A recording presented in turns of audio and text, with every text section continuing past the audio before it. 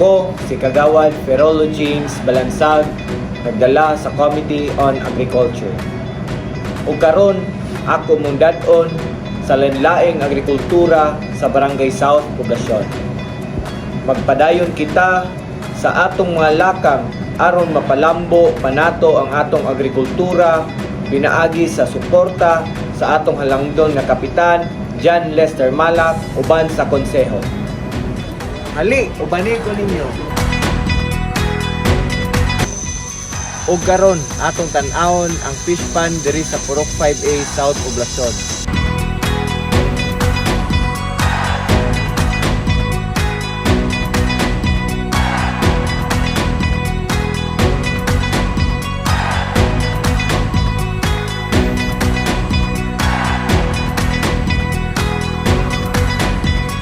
Muna yung mong hituan nga kami nag-breeding ani niya na namin mga breeder kung tumutanaw masuroy mo diri sa Purok 5 South Poblacion.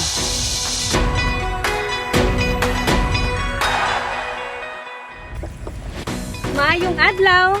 Welcome sa Purok 6A nga Basakan. So, mo ni siya ang luna diri sa Purok 6A nga mainyo makitaan ang luag nga Basakan kung asa atong ginakuha ang atong pagkaon sa pag-adlaw-adlaw o kini nakatabang sa ato ang mga local farmers. So support lokal, support Barangay South Poblacion.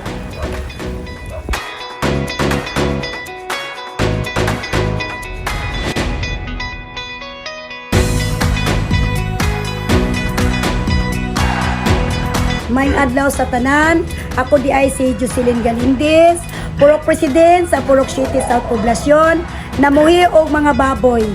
Ang mga baboy, usa kini makatabang sa atong panginahanglanon sa matag adlaw, busa ako kamong giawhag sa pagbuhi kamo og mga baboy. Karon atong tan-awon ang akong mga alagang baboy. Alina!